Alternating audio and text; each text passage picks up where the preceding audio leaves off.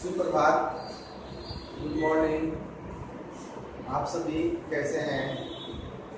कल हम आपको नागरी लिपि पार्ट 5 के क्वेश्चन प्रश्न लिखवाए हुए थे। आपको हम कहे थे कि आप लोग पाठ को पढ़िएगा और इस क्वेश्चन प्रश्न को याद कीजिएगा। हमको आशा है कि आप सभी पढ़े हुए पाठ को। आज हम इस पाठ के सारांश से हम समझेंगे कि आखिर इस पाठ में है क्या, और आप लोग इस पाठ को जो लड़की नहीं पढ़ी है वो एक बार फिर से पढ़ लेगी, और नहीं पढ़ी है वो पढ़ लेगी, और जो पढ़ी है वो एक बार फिर से और पढ़ लेगी। ठीक है, तो आइए हम पाठ के सारांश से इस पाठ को समझने की कोशिश करते हैं। ये पाठ लंबा है, आप सभी को पढ़ना पड़ेगा और तभी समझ में आएगा। चलिए शॉर्ट में हम संक्षिप्त रूप में इस पाठ को सारांश से समझते हैं। तो प्रस्तुत पाठ गुणाकर मूल्य की पुस्तक भारतीय लिपियों की कहानी से दिया गया है। ये जो पाठ है नागरी लिपि, ये गुणाकर मूल्य की एक पुस्तक है, भारतीय लिपियों की कहानी।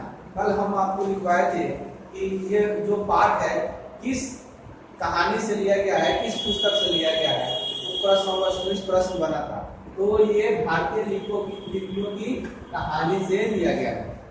इसमें हिंदी की लिपि नागरी या देवनागरी के ऐतिहासिक विकास की रूपरेखा के बारे में बताया गया। ये जो पुस्तक है, ये जो पाठ है, इसमें भारतीय लिपि के बारे में जो नागरी या देवनागरी लिपि है उसी के बारे में वर्णन किया गया है। आप लोग को पता होगा कि जो देवनागरी लिपि है वो हिंदी है, मराठी है, नेपाली है, दक्षिण की क्या बोलते हैं कुछ भाषाएं हैं, जो इसमें सभी भाषाएं को हम देवनागरी लिपि में लिखते हैं। और आप लोग को बता दें कि देवनागरी लिपि में आपको संस्कृत हो गया, कुछ और विषय है जो इसमें लिखते हैं। अगर आपसे कोई पूछे कि अंग्रेजी भाषा को किसमें लिखते हैं तो आप लोग क्या कहेंगे? रोमन में। उर्दू भाषा को किसमें लिखते हैं तो फारसी में। ठीक है, आप लोग को एक और प्रश्न यहाँ बनता है, कौन सी लिपि ऊपर से नीचे की वो लिखी जाती है। देखिए यहाँ पे लिपि जो होती है ये आप देखिए, उर्दू जब भी हम लिखते हैं तो इधर से स्टार्ट करते हैं लिखते हुए। ठीक है, और जो देवनागरी लिपि है वो उसको आप क्या बाएं से दाएं की तरफ लिखते हैं, और उर्दू जो होता है वो दाएं से बाएं की तरफ लिखते हैं। ठीक है, लेकिन चीनी और जापानी जो लिपियां हैं वो ऊपर से नीचे की वो लिखी जाती है। समझ में आए थी? जैसे मान लीजिए, जैसे यहाँ पे लिखिए कमल। ठीक है, तो ये तो आप कहाँ से लिखे? ये आप बाएं से दाएं की तरफ लिखे, और जो ऊपर से नीचे जैसे यहाँ कमल, ये ऐसे लिपियां, तो ये जापानी और चीनी लिपियां ऊपर से नीचे की ओर लिखी जाती है। तो इसमें यहाँ पे दिया गया है, यहाँ पे देवनागरी लिपि के ऐतिहासिक विकास की रूपरेखा के बारे में बताया गया है। और लेखक ने इस लिपि की प्राचीनतम, व्यापकता तथा शाखा विस्तार का प्रभावपूर्ण शैली में प्रमाणित आख्यान प्रस्तुत किया है।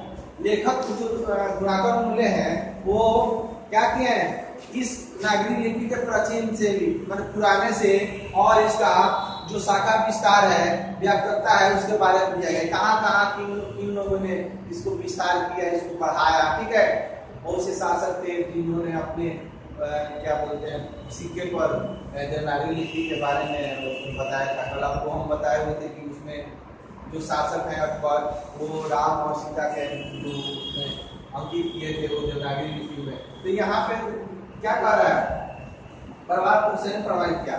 यहाँ देखिए, साथ ही लेखक ने निबंध को जटिल से दूर रखते हुए सादगी और सहजता के साथ जरूरी ऐतिहासिक जानकारियां देते हुए लिपि के बारे में लोगों की जिज्ञासाएं जानने की कोशिश की है। मतलब कहने का अर्थ ये हुआ, इस पाठ में जो देवनागरी लिपि के बारे में लोगों के बारे में बताने की, समझाने की, और क्या बोलते हैं उसको इस्तेमाल करने की और सब बताया है। ठीक है, तो इस पार्ट में हम संक्षिप्त रूप में इस पार्ट की व्याख्या जाने। आपको इस पार्ट को पढ़िएगा, जो भी दिक्कत हो आप पूछिएगा। ठीक है, इसमें देखिए, इसमें बहुत से शासक के बारे में दिया गया है, कौन शासक कितने समय में कौन सी लिपि का विस्तार किया, कहाँ कहाँ गया, और सबका सन दिया गया। ठीक है, इसमें कुछ शासक ऐसे हैं जो दक्षिण भारत के हैं। दक्षिण भारत में कौन कौन राज्य आते हैं आपको कल हम बताए हुए थे। आप जब भी क्या मानचित्र देखिएगा तो दक्षिण भारत नीचे के तरफ, तो इसमें दक्षिण भारत के कुछ राज्य के बारे में इस पाठ में वर्णन किया गया है। ठीक है, और लिपि का प्रचार प्रसार के बारे में वर्णन किया, सिर्फ लिपि के बारे में। ठीक है, तो आज के लिए बस इतना ही। आप लोग इस पाठ को पढ़ लीजिएगा और आपको प्रश्न उत्तर हम शाम में या कल सुबह में आपको इस पाठ का प्रश्न उत्तर 1 से लेकर और 5 तक आपको हम भेज देंगे। आप लोग फिर में उसको बना लीजिएगा और उसको आपको याद कीजिएगा और अपने कॉपी में एकदम सुंदर सुंदर लिखावट से।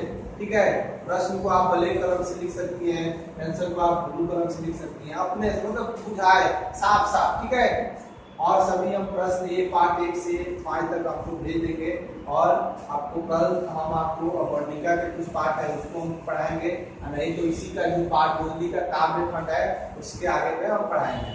तो आज के लिए बस इतना ही, अगले वीडियो में मिलते हैं। धन्यवाद।